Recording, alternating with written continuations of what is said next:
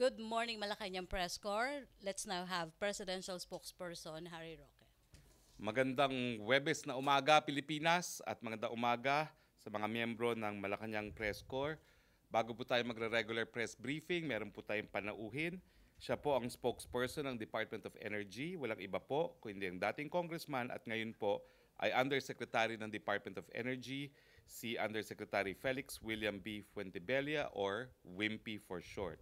Siya po ay magbibigay ng updates kung ano mga hakbang na ginagawa ng gobyerno para po maibsan ang kalagayan ng ating mga kababayan ngayong tumataas po ang presyo ng langis at krudo sa pangdaigdigang merkado. So ladies and gentlemen of the Malacañang Press Corps, let us all welcome Yusek Wimpy Fuentebella.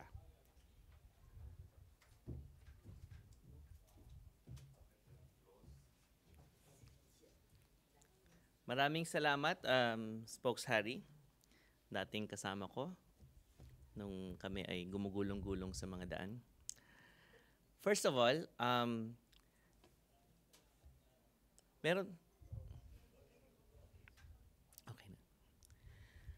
we would like to introduce what the Department of Energy is and what the Department of Energy is doing for our consumers and for the oil industry to ensure that there is sufficiency of supply.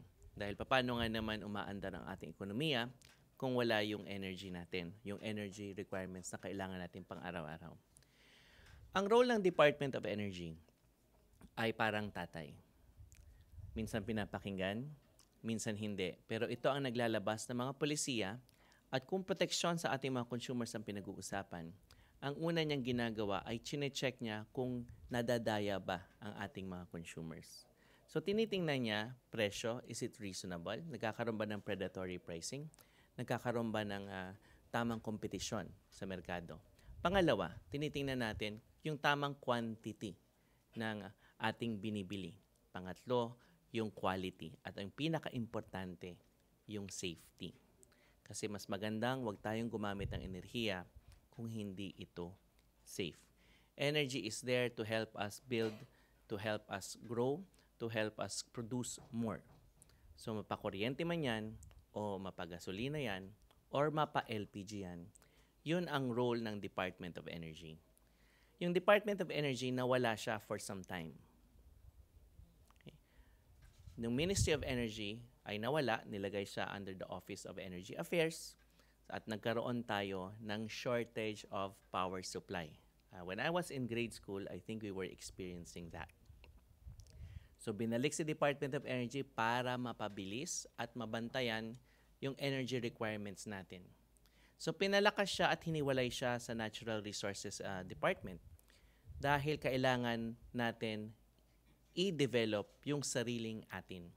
Pero sa ngayon, ang oil requirements natin lampas 90% ay imported. Ibig sabihin, pag gumagalaw ang world prices pataas or pababa, nandoon tayo. Tinanggal natin yung Oil Price Stabilization Fund na nagkukutsyon ng pagtaas, pagbaba dahil nagagamit yung pondo, parang middleman, no? Nagagamit yung pondo sa ibang bagay, kinukuha siya. So nagkaroon tayo ng palisiya na true cost. Ibig sabihin, kung ano yung presyo niyan, yun talaga. Pangalawa, users pay. Ayaw natin na yung ginagastos ng isang tao dito sa kanan ang magbabayad buwis ng tao dito sa kabila. So because of that, nagkakaroon tayo ng monitoring ng presyo araw-araw sa world market. Ang presyo na yan, tataas ba baba, dinidikta ng supply at demand. Kung marami ang supply, nagkakaroon ng pagbaba sa presyo. Kung kulang ang supply, nagkakaroon ng pagtaas sa presyo. Sa demand side, kung nag-aagawan ang mga mamimili sa produkto, kung tumaas ang demand, tumataas ang presyo. Kung bumababa din, bumababa ang presyo. Ano ang ginagamit natin na pambayad sa produktong petrolyo? Ang ginagamit natin ay dolyar. So pag lumalakas ang piso, mas bumababa ang presyo. Pag humina ang piso, ang ating currency, bumababa din. Tumataas din yung binabayaran natin. So these are the factors that are affecting. And in the last 2 days, nagkakaroon ng, surprisingly, Sa iba, reduction of prices sa international market in the past 2 trading days. Pero ngayon, parang bumabawi na naman. So, ganon ang paggalaw niya. So, pagdating dito, tinitingnan ng Department of Energy yung landed cost. Pagpasok ng produktong petrolyo, kung finished product man yan o kailangan pa ng i-refine, kailangan pang i-process para magamit na sa ating mga sasakyan, sa ating mga equipment. So, dahil dyan, naggumagalaw ang Department of Energy para maisiguro na yung mga presyo na bumabagsak sa ating mga retail stations ay patas. Sa anong paraan? Meron tayong partnership with the Department of Justice. Dahil kung nagkakaroon ng manipulasyon, pandaraya, cartelization, dito sa mga lugar, sa mga paglalaro na to, nandoon yung Department of Energy and Department of Justice Task Force. Nakalagay yan sa Oil Deregulation Law.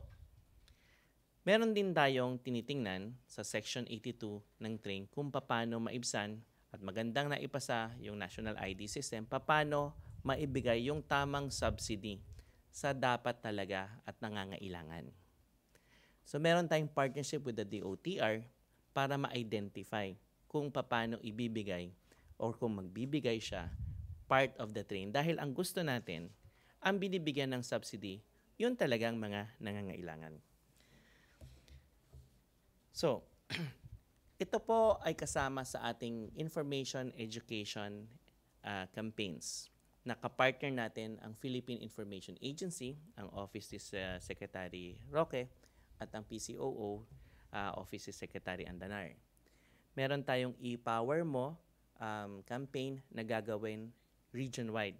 Nakatutok ito sa energy efficiency dahil ang disenyo ng ating mga economic managers, the design is to have a more fair tax system. Yung mas maraming kinikita, mas malaki ang buwis. Yung mga konti ang kinikita, mas konti ang buwis. Yung iba, exempted. Kaya lang, kailangan nating tustusan yung ating mga gastusin sa gobyerno tulad ng enrollment ngayon. Meron tayong free tuition, di ba? Sa ating mga college, sa ating mga universities na hawak ng Estado. So saan natin kinukuha yon? Dito pumapasok si energy efficiency. Si Asyong Aksaya, yung mga hindi marunong gumamit ng enerhiya, nape-penalize siya. So yung benepisyo, halimbawa ng mas mababang income tax, ay babalik din sa gobyerno kung hindi tayo mahilig mag-carpool, kung mahilig tayo sa malalaking sasakyan na malakas ang gasto sa gasolina, kung hindi tayo marunong magplano, babalik yan sa gobyerno. At kung hindi natin tinatanggal yung ating mga saksakan pag hindi ginagamit, tulad ng tinatawag nating phantom load, yung mga TV remote control, if we turn off or we tanggalin yung ating mga plug, i-unplug natin siya. Halimbawa, sa water dispenser na nakita ko sa likod. Natuwa ako dito sa Malacañang dahil hindi nakasaksak yung water dispenser, yung cold tsaka yung hot. Bakit? 800 pesos per month ang natitipid doon. Kung nakasaksak kasi siyang 24/7, pero 3 hours lang naman siya ginagamit talaga sa isang araw, breakfast, lunch, at dinner, 800 ang natitipid doon. Pesos. Pero nakakatulong siya sa sistema dahil hindi masyadong nape-pressure yung ating mga power plants na mag-produce ng kuryente. So, merong balita. Tapusin ko muna yung sa oil. Meron din tayong pinopromote na alternative vehicles. Why? Kasi alternative nga siya, ibig sabihin, hindi tayo masyadong malalagay at the mercy of the volatility or paggalaw ng world market prices. So, meron tayong mga e-jeepney, e-trikes, e-buses na ini-introduce. Kaya lamang, hindi natin ito isa-subsidize in the sense na, again, the policy is hindi dapat napupunta ang subsidiya dun sa mga hindi nangangailangan. Dapat kasi diretso. So, power of choice ang pinopromote natin sa pag-promote, sa paglabas, pag-roll out ng e-vehicles. Pero ang ating mga oil companies, hindi lamang natin sila binabantayan. Kinakausap din natin sila dahil meron silang corporate social responsibility projects na pwedeng makatulong dito in line with sa pagbigay ng mga discounts doon talaga sa mga nangangailangan. So halimbawa, nagbibigay ang isang istasyon ng discounts sa lahat, sinasabi rin natin, baka mas maganda, makatutok tayo ng mas malaking diskwento sa public utility vehicles para maibsan yung pagtaas ng pamasahe at matulungan ang ating mga operators, drivers na lehitimo. So meron ding mga fuel discounts na ini-encourage natin. Kasi pagpatuloy na tumataas yung ating mga petroleum products, di ba may 1 week inventory, meron din silang ganansya. Kaya minsan, mas maganda nga na nagdi-discount sila dahil nagbabakbakan yung magkakatabi. Nagtatanong ang iba, bakit doon mura, dito mahal? Dito kasi sa mahal, i-observe natin, obserbahan natin maigi. Malamang wala siyang katabing kalaban. Walang kakompetisyon. Pangalawa, logistics-wise, ang delivery ng produktong petrolyo papunta dyan sa lugar na yan, halimbawa, Baguio, na walang refinery, walang storage facility, at iaakyat mo sa Quezon Road, at bawal pala yung truck doon sa kabila, iaakyat mo doon, may dagdag siyang gastos. So may logistics issues. Pero para magkaroon, maibsan, mapalakas ang kompetisyon, yung pagpapautang sa retail stations, yon ginagawa rin na programa ng ating departamento. Because we have to ensure that there's a high level of competition. So nandoon na tayo, diniscuss natin yung train, diniscuss natin yung ating mga tinatawag na mitigating measures, at pag-explain na hindi dapat lahat may subsidy. Kasi kailangan nga natin ibigay yung build, ibigay yung free tuition, kung saan, whether oposisyon o administrasyon, kailangan suportahan ito. So, merong huling balitang pumasok. May yellow alert. Pinapalitan na po namin yung mga pangalan na yellow alert kasi parang nakaka-alarma na pupunta sa red alert. Ang ibig sabihin lamang po niyan ay yung reserba natin sa kuryente numinipis. Kulang po ba? Hindi. Hindi siya kulang. Pero sinasabi lang natin pag yellow alert, manipis yung supply, kailangan yung demand, babantayan na natin. Ibig sabihin yung paggamit natin ng ating kuryente, babantayan na natin. Yung pwedeng magbolontaryo na parang unplug sa system, yung tinatawag nating interruptible load program. Halimbawa, ako ay isang mall. Meron akong sariling power plant ko or generator. Sasabihin ko sa ating distribution utility, okay lang ako, pandarin ko yung generator ko para saluhan na lang dun sa iba. Bakit po nangyayari ito? Sa 24/7 na pagtabo ng mga planta, merong nakaschedule na i-maintain, parang sa talyer, kotse mo, regular maintenance, at merong tumitirik sa gitna ng daan na planta. So yun ang binabantayan rin ng Department of Energy. Ano yung mga nangyari? Pero binabantayan din natin yung demand. Ang peak natin o tinatawag natin mahilig tayong mas malakas gumamit ng kuryente, nakikita po natin yon. Madalas 11 o'clock, 2 o'clock, at 7 p.m. sa Luzon. Bakit ganun? Kasi pagpasok natin sa opisina, turn on, turn on, turn on. Pag lunchtime, medyo mainit, nilalakasan yung mga aircon, lalo sa mga opisina. Pagdating sa gabi, pag sunset, kailangan din magbukas ng mga ilaw. So, yun yung mga spikes. So, minamatch din natin yon ng mga planta. Yung mga kakayahan ng mga planta ay iba-iba. Iba ang kaya ng coal, iba ang kaya ng natural gas, iba rin ang kaya ng renewable energy. So, kailangan i-match siya.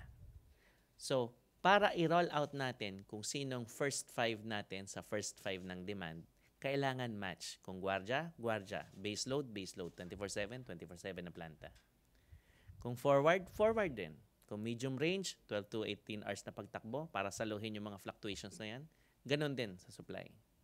Kung peak load o sentro, center to center din. Kaya sinasabi ng Department of Energy na technology neutral tayo. Tapos meron pa tayong tinitingnan na mas maraming or iba pang mga sources dahil kailangan bukas tayo sa lahat ng teknolohiya. Kung bukas tayo sa e-vehicle, bukas din dapat tayo sa iba't ibang mga sources ng ating energy. Pero ang pinaka-importante na maintindihan natin lahat bilang isang bansa, ano ba yung attitude natin sa pag-develop ng ating sariling energy resources na sinasabi nating indigenous. Bilang tatay ng energy sector, sinasabi ni Secretary Cusi that we have to encourage the development of indigenous. Renewable energy, kung meron tayong mga oil deposits, kung meron tayong coal deposits, lahat yan dapat nadidevelop. Because yung ating ekonomiya nakasalalay sa energy. Para po itong pera. Yung mga nanggugulo, halimbawa sa Marawi, yung mga terorista, hindi sila makakagalaw kung hindi sila nag-withdraw ng pera.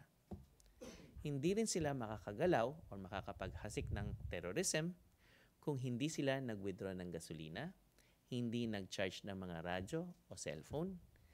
Ganyan ang energy. Dapat free-flowing, dapat available when needed.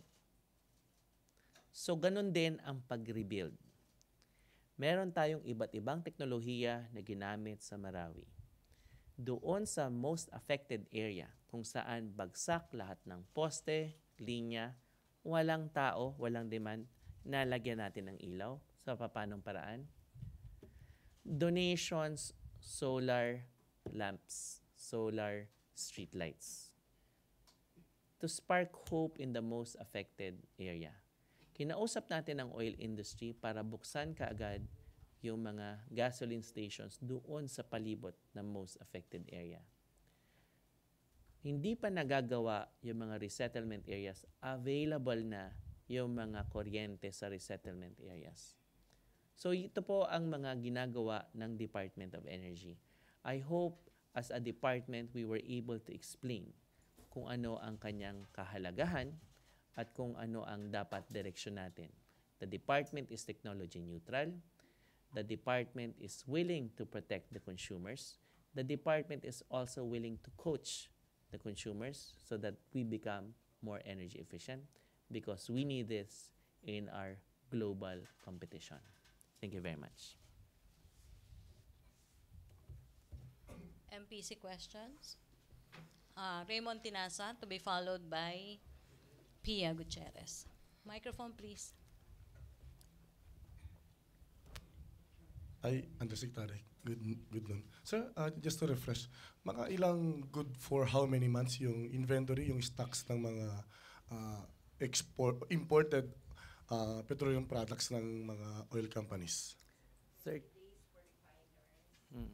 days for refiners, for importers, it's 15 days. 15 days. Now, kasi di ba meron nang nandyan sa mismong sa retail, tapos meron tayong minimum inventory requirement, 30 days refiners, 15 days dito sa dito sa importers, at 7 days sa LPG.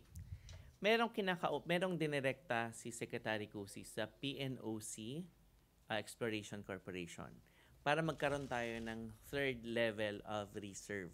Ito yung tinatawag nating stockpiling. Yun yung sinasabi nating pakikipag-usap sa iba't ibang mga oil-producing countries tulad ng Russia para magkaroon tayo ng, in any event, additional supply. Natanong ko yung Undersecretary kasi namomonitor ba ng Department of Energy na yung actual na buying price ng halimbawa good for 15 days, yung stocks nila yun, ay ganon yung presyo na ipinapatupad kasi lagi nilang ginagawang dahilan yung movement of the world market.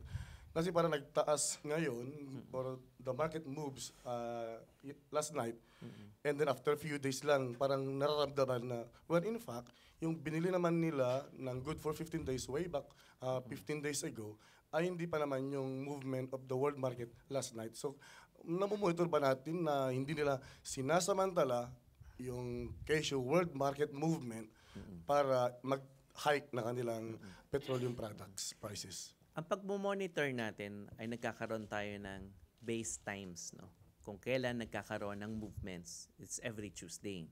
Pero tama po kayo, pag pataas yan, yung stocks nila, dating nang nabili, mas mataas. So, ganansya sila. Correct. Pero pag bumaba din yan, the next week, loss sila. So, yun yung rules natin. Ganon siya, nakadesenyo. May risk sa kanya. Kasi next week, halimbawa, bumaba at malamang ganun nga yung direction dahil sa past 2 days na trading, although third day natin binabantay natin, baka mag-iba na naman ng direction, tinatawag natin, yun nga yung nangyayari, no? Na risk for you kung bumaba din siya. So, we are able to monitor that. At saka meron tayong monitoring doon sa kung kailan to nag-withdraw at kung saan to pupunta. Aside from that, moving yung mga inventory natin, no? But nonetheless, nandoon yung ating mga paraan. Kasi nung natatandaan natin sa January 1, kasama tayong nagsabi, old stocks hindi dapat sampahan ng excise tax na bago. So, nabantayan naman natin sila at sumunod naman sila. At hundreds of millions naman yung natipid natin. Dahil, pag nahuli natin, lalong-lalo na malakihan yung kanilang pandaraya, sinabi naman natin sa oil companies, hindi kami magdadalawang isip na kakasuhan natin ng estafa, large-scale estafa. So, klaro naman yon. Aside from administrative penalties na pwede natin ma-impose. So, the good thing is they are cooperating. And they should really cooperate. Because at the end of the day, pag nawala ang tiwala sa kanila mismo ng consumers, mawawalan din sila ng benta. So last point, where are we now in the process with regards to our plan to, instead of the other markets, we will be buying or importing from Russia and other oil suppliers? No, we are setting it up para magkaroon tayo ng mas siguradong benepisyo. Kasi kung matatalo rin lang naman, wag na, hindi ba? Pero kailangan talaga, mas mataas po talaga yung mandato that we have to secure supplies. Mas maganda ang may supply, mahal o mura, may supply, kaysa walang supply. MPC questions, Pia Gutierrez. Sir, follow up lang. So, ibig sabihin, sir, pinag-aaralan pa natin yung possibility that the Philippines will be exporting diesel from Russia. No, the Secretary has already directed PNOC Exploration Corporation to go to that direction. The PNOC has already, according to Admiralista's report to the Secretary, he has already secured some of the storage facilities that will be utilized for the stockpiling. What is the importance of stockpiling? In any event, we have to secure supplies, so we have that third level of security. So, how soon can we expect yung stocks from Russia to be coming to the Philippines? The Secretary said as soon as possible, with a warning that it will be closely scrutinized every step of the way so that we will ensure na talagang benepisyo at hindi disadvantageous yung mangyayaring sa ating transaksyon. Pero does the DOE have a target? Yes. Kailan siya? ASAP. Ganun naman pag nakipag-usap yung mga sekretary sa amin. Now na. Ganun. Sir, can you discuss yung benefits ng pag-import natin ng diesel from Russia? Gaano po kalaki yung matitipid po natin? Hindi natin masasabi kung ano mismo yung presyo na matitipid. Kasi kung pagbabasihan natin yung pribadong presyo sa Russia, mahal. So, tatimingan talaga natin kung kailan siya magmumura. Pangalawa, tinitingnan natin yung anggulo na hindi siya pribado sa pribadong usapan. Gobyerno sa gobyernong usapan ito. At hindi ito negosyo. Ito ay energy security function. So nandoon yung angulo ng pakikipag-usap. Kaya sinasabi natin that we are talking to Russia and all the other partners natin sa industry. Because what's happening in Venezuela, what's happening in the Middle East, we should be prepared at any situation. Sir, aside from Russia, meron pa po ba tayong kausap na ibang non-OPEC member countries? Thailand is non-OPEC, right? So, meron mga nakalista doon. Yeah. Diesel din, sir, sa Thailand. Diesel, lahat po. Thank you, sir. Okay, questions? Ina Andulong.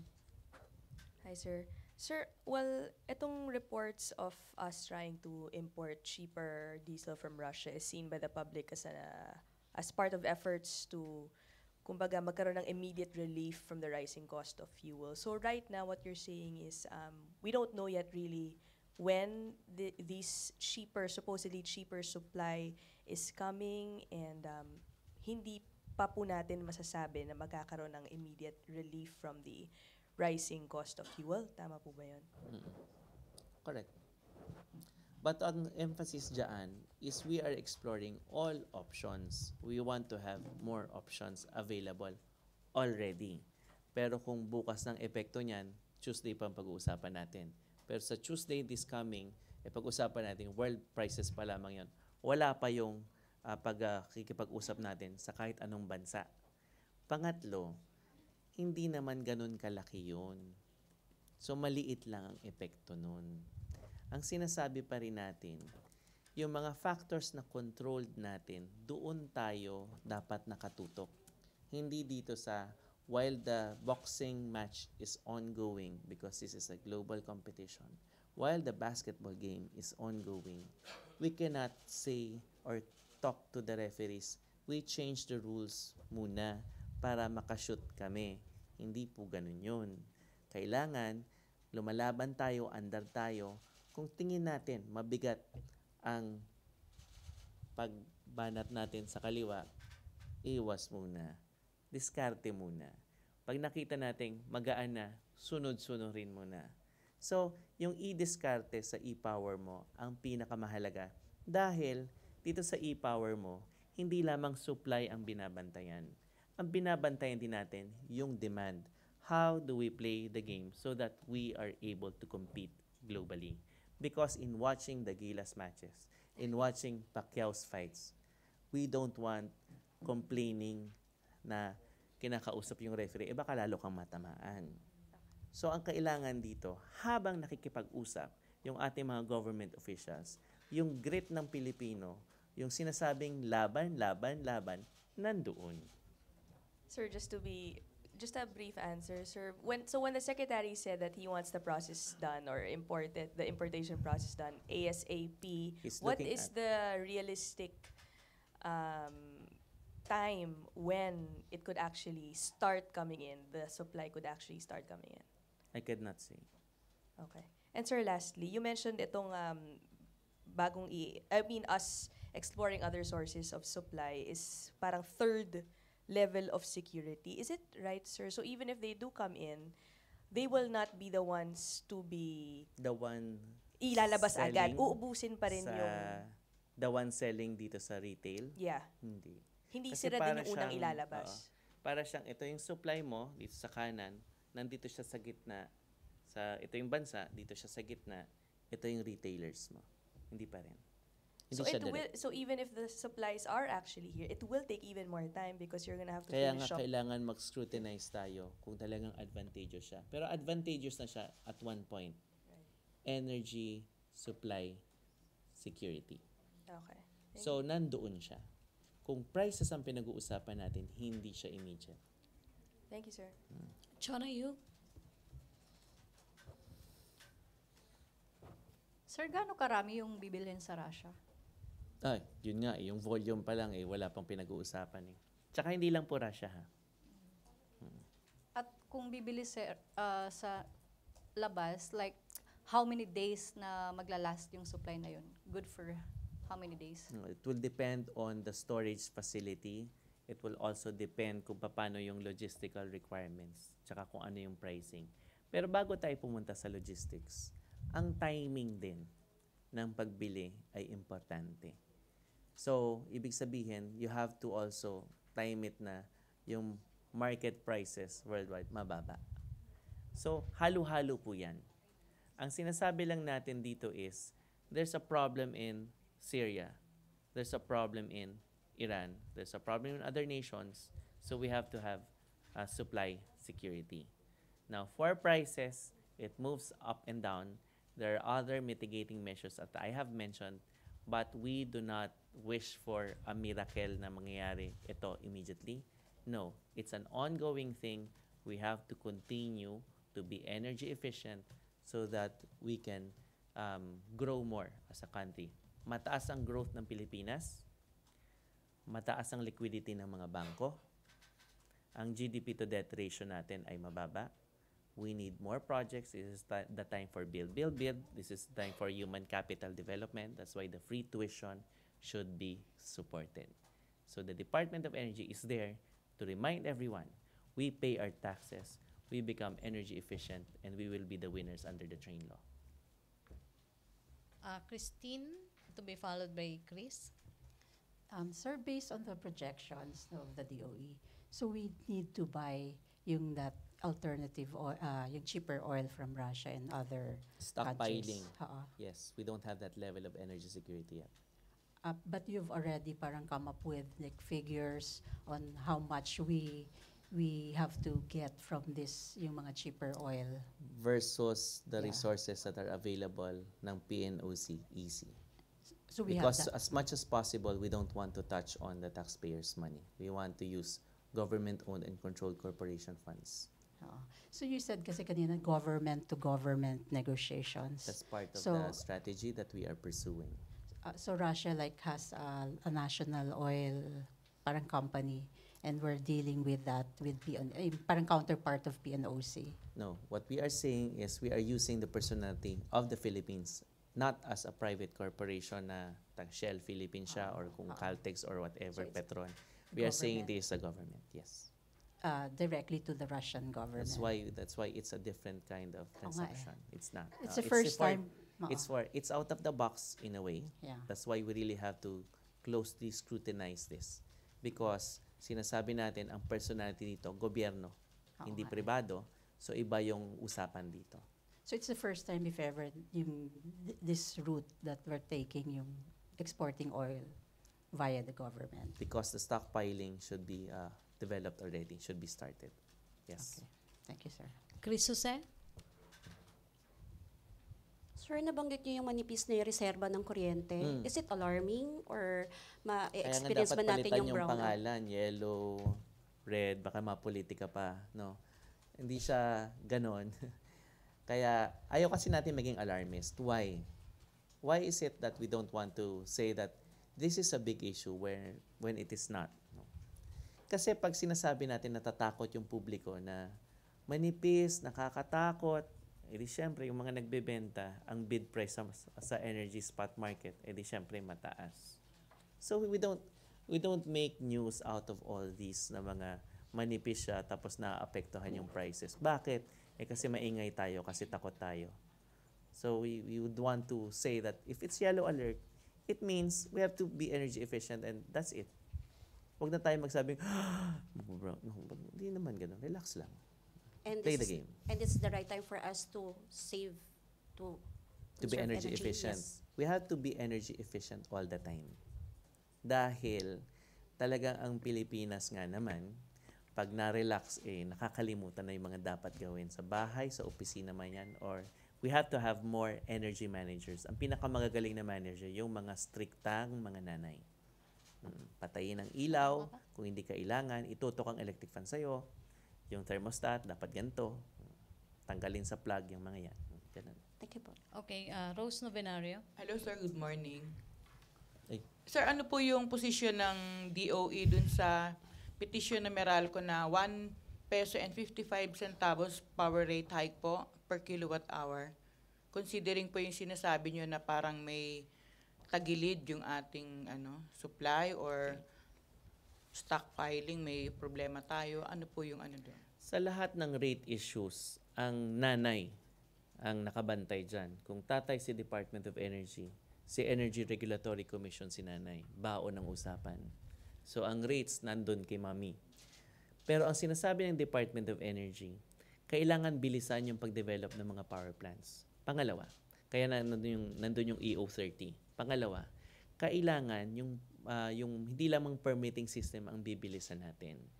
Pag nangongontrata ang mga katulad ni Meralco at ibang mga distribution utilities, meron dapat representasyon sa consumers. Kasi ang contracting, ito si Meralco or si distribution utility, ito naman yung power plant.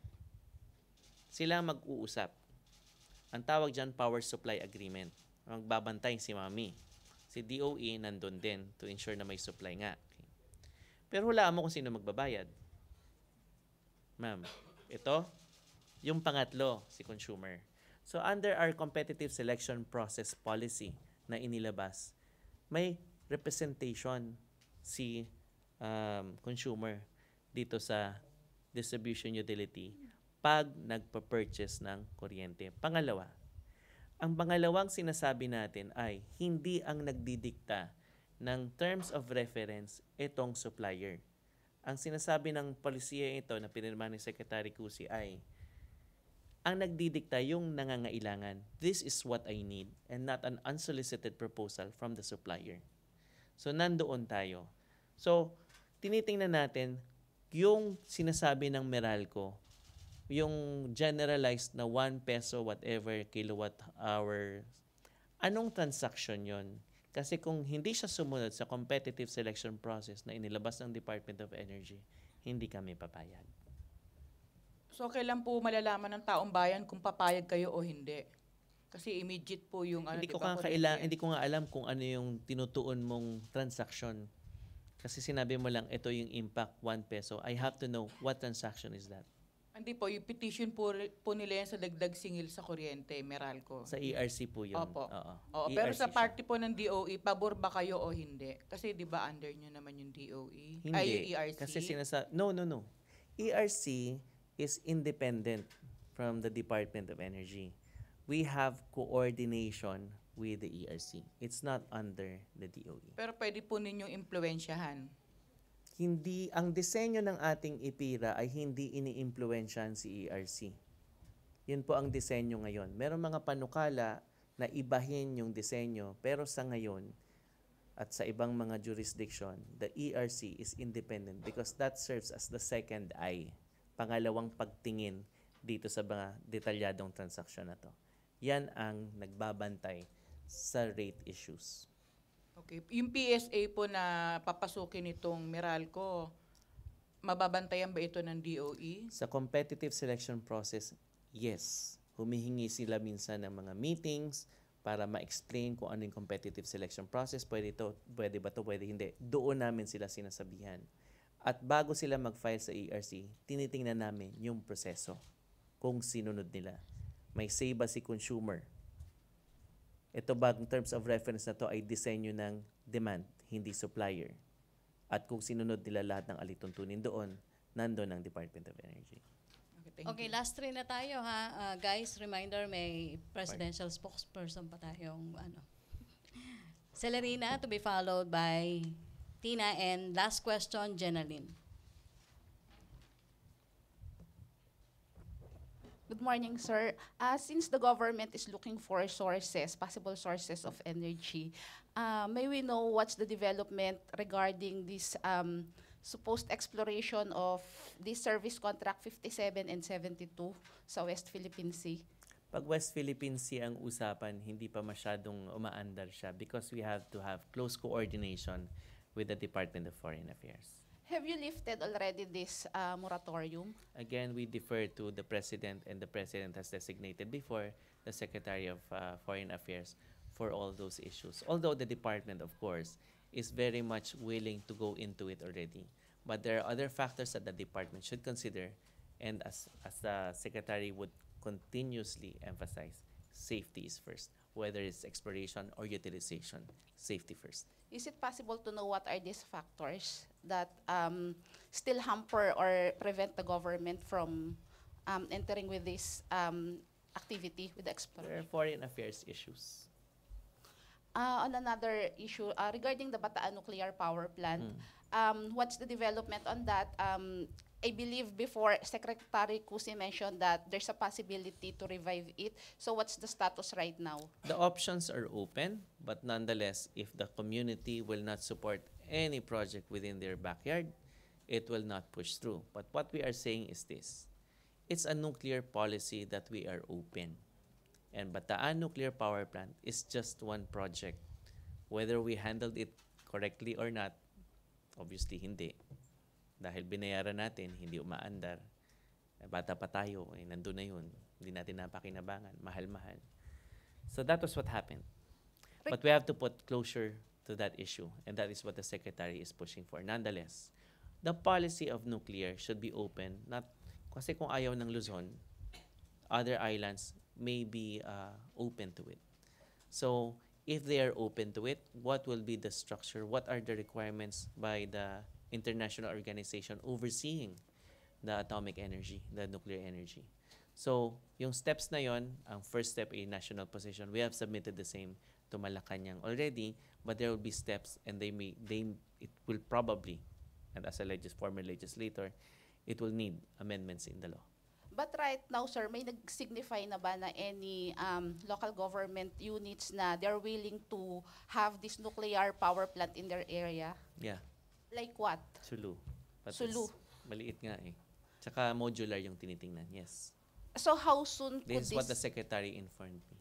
So mga kailan can we see that? Masyado pa siyang malayo kasi mismong yung framework natin, yung national position natin sa nuclear ay wala pa. Okay, thank you, Celerina. Last two, Tina Mendez and Jenaline.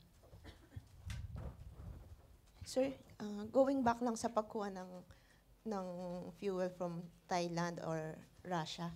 Sir, so ito, may marching orders pa lang para pag-aralan. So, No. Nag-uumpisa nang makipag-usap. So, sa Kasi yung pag-aaral, sabay na siya dun sa negosasyon, what are the options that will be available.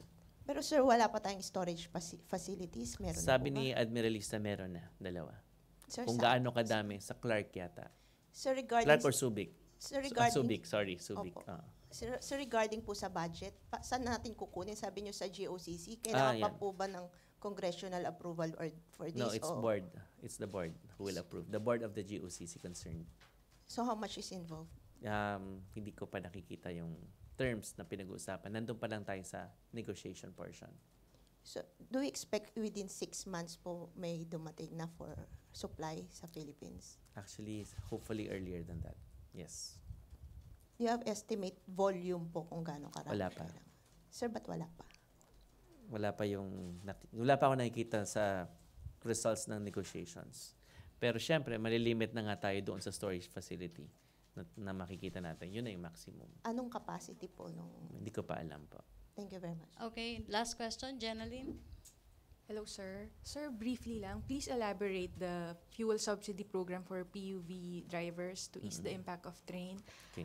How much yung subsidy program? How frequent can they benefit from the subsidy? Okay. Ang setup natin ay the Department of Energy will monitor the retailers, the suppliers, doon sa pag-implement nito.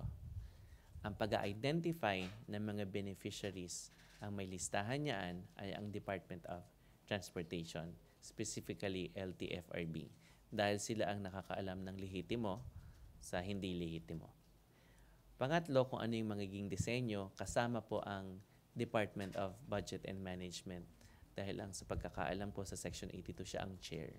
So sila ang magdedesenyo doon sa how much will be available, how much should be given. And I am certain that as far as DOE is concerned, we will use our economists there to compute. But also, I'm sure that the other departments will also do that as far as kung how much. And yun nga, sa targeting, it's a TOTR sa amin dito sa supply. Okay, thank you, Jenaline. Thank you, Yusek Wimpy Fuentebella, Presidential Spokesperson, Harry Roque.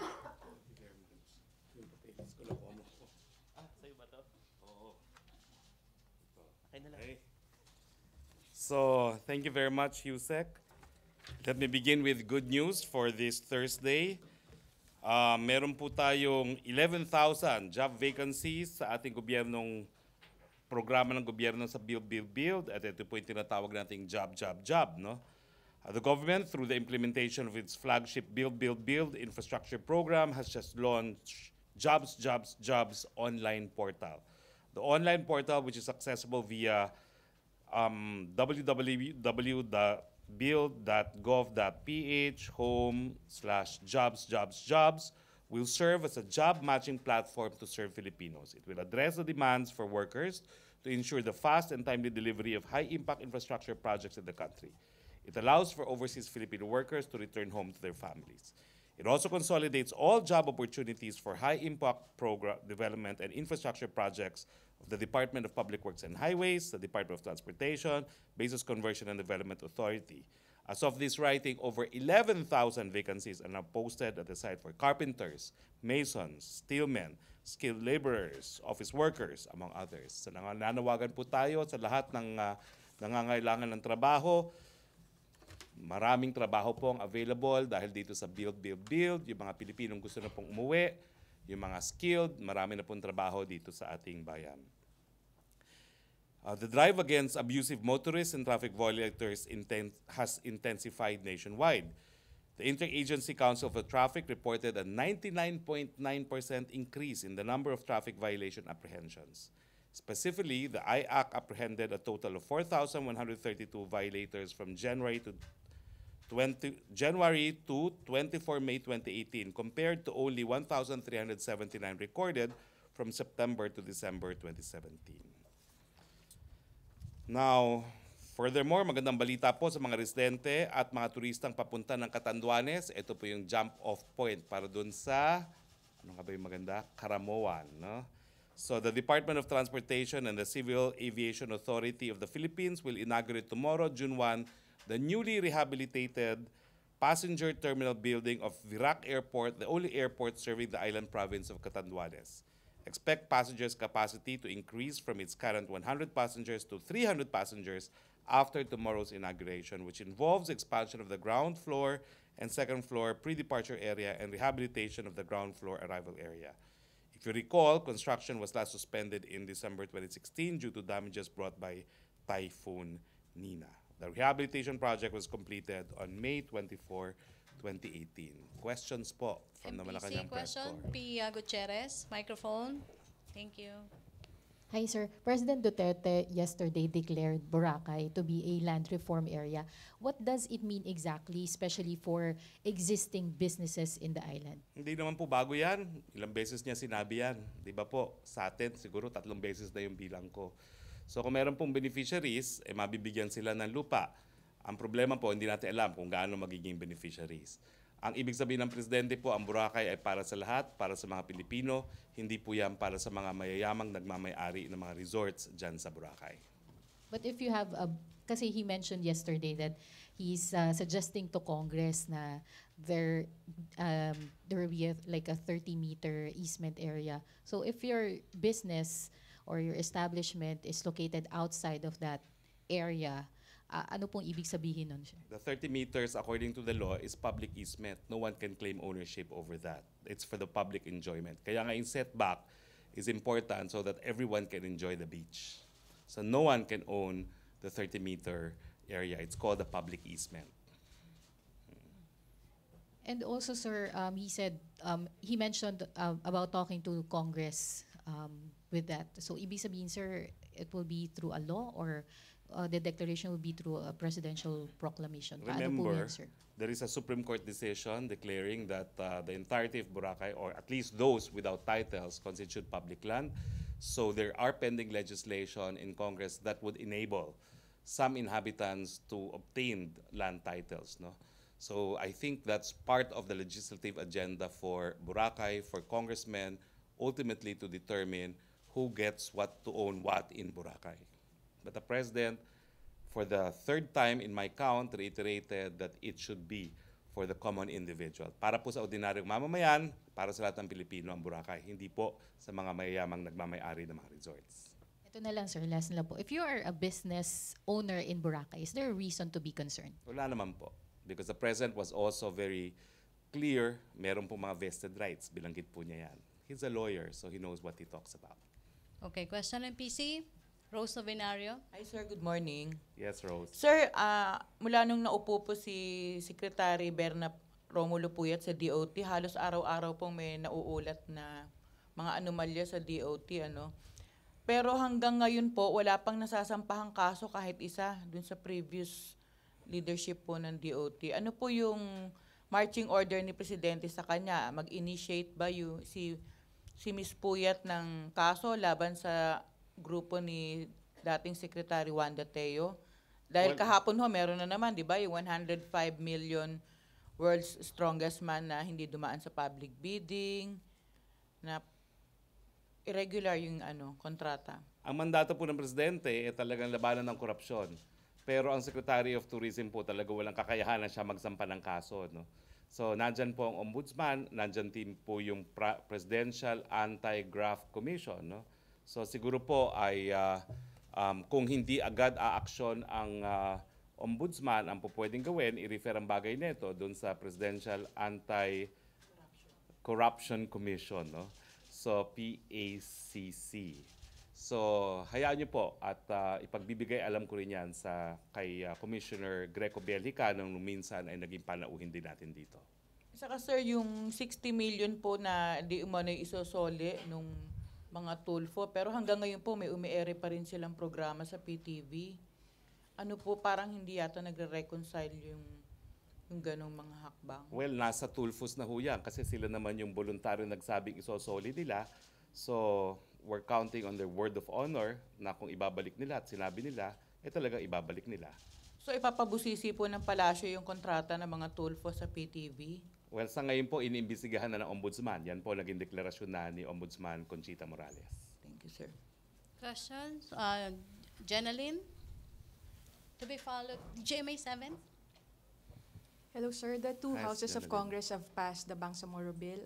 Are you pleased with the versions, and are you confident this would withstand any questions of constitutionality? We're pleased that both houses passed the respective versions of the BBL. The certification was a signal that the President considers the BBL as absolutely indispensable in the search for peace in Mindanao. We're pleased that both houses of Congress agreed to come up with a final version of the bill during the break. We're very pleased that they're aiming that the President can sign the final BBL on the day of the SONA itself. No? So, yun lang po. No? And we're hoping that congressmen will also exert all efforts to make sure that this BBL will withstand judicial scrutiny, having learned already from the lessons of the earlier MOA AD. Okay, may follow-up sa BBL. BBL, GMA 7 muna. Please state your name, please. Hi, Sir. Mav Gonzalez po from GMA. Sir, si Speaker Alvarez said he is worried na baka daw nga po unconstitutional yung BBL even if pumasa na nga po siya dun sa House. Sir, your reaction lang po. Well, kaya nga po kinakailangan repasuhin yan sa BICAM. Yan po huling pagkakataon para masigurado that it will withstand the test of judicial scrutiny. Okay, Darrell. Hi, sir. Good morning. Yes, MILF's Ghazali Jafar said that their group is hoping that more of their inputs would be included in the consolidated bill, in the reconciled version. How do we allay the concerns of the MILF? I think the President allayed everyone's concerns because in the last meeting that he had with the transition members of the BTC, members of the House, members of the Senate, he basically told everyone, people, we need to work together. I know that there are respective versions that each sector is pushing, but we need a version that's acceptable to all and that will withstand the test of judicial scrutiny. Otherwise, baka wala talaga tayong BBL. So talagang it's a process of give and take. Ang sabi kasi ng Presidente, kung ibibigay nga natin kung gusto na isa lamang, for instance, yung BTC, hindi naman papasa sa Korte Suprema, para ke? Or alternatively, kung papasa naman ng Kongreso yung BBL na gusto ng isa lamang, for instance, the BTC, ang mga politiko naman, lalabanan pagdating sa plebisito at hindi mararatify, wala pa rin. So ang apela ng Presidente, Meron tayo kanya-kanyang mga interes, humanap tayo ng common ground, at yun ang ating pagkasunduan. And we are moving towards that direction. Okay, Celerina, BBL. Last two na tayo, Celerina and then Rosalie Cos. Ay, Virgil. So, sir, during the meeting between the President and the Congressman and the President and the MILF, ano yung compromise na reach in order to come up with an acceptable BBL? Alam niyo po kasi si Presidente acted as mediator and I've participated in mediations. He actually did a mediation, separate rooms. So he was moving from room to room. Hindi ko na subaybayan kasi syempre doon lang ako sa house, yung mga dati kong kasama. No? So ang alam ko, isa sa contentious issue na talagang the President decided was hindi po pwede magkaroon ng separate Bangsamoro Police at separate Bangsamoro Armed Forces na ginugusto ng BTC pero parang napapayag naman ng Presidente na hindi talaga po pwede because that is his bare minimum na hindi talaga po pwede. Other than that, ang mga ibang issues pa is yung number of plebiscite for the opt-in. Yun yung parang second contentious issue na I know that one of them, Congressman Lobregat only wants one, BTC wants 5 over a period of 25 years. No? So, yun ata po yung dalawang pinaka-contentious na provisions. So, nag-agree naman na isa lang dapat yung opt-in. Hindi, kasi sinasabi magiging creeping something yung if ever. Abangan ang final na version ng bicameral. Alam niyo, sana maintindihan niyo kapag ako hindi sumasagot na conclusive kasi hindi po hatin hawak yan sa kamay natin dito sa Malacañang. So, I can only express the hope that there would be an agreement that will be acceptable to all, but please understand that we do not know what they will agree upon in the BICAM. Sir, since mag-adjourn na yung Congress. Adjourn na po. Ay, okay, Recess adjourn na. So, Oo. will there be a need for the President to call for a special session? Hindi naman po kasi hindi nila aaprubahan yung BICAM report during the recess. They will just be working in the bicameral committee itself, which does not require a special session. Okay, last sa BBL, MPC, please limit your follow-up questions. Jopel.